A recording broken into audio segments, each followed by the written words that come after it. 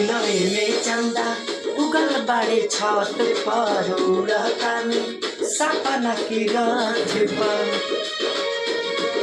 दिनवे में चंदा उगल बाड़े छत पर उड़तानी सपना की रात पर।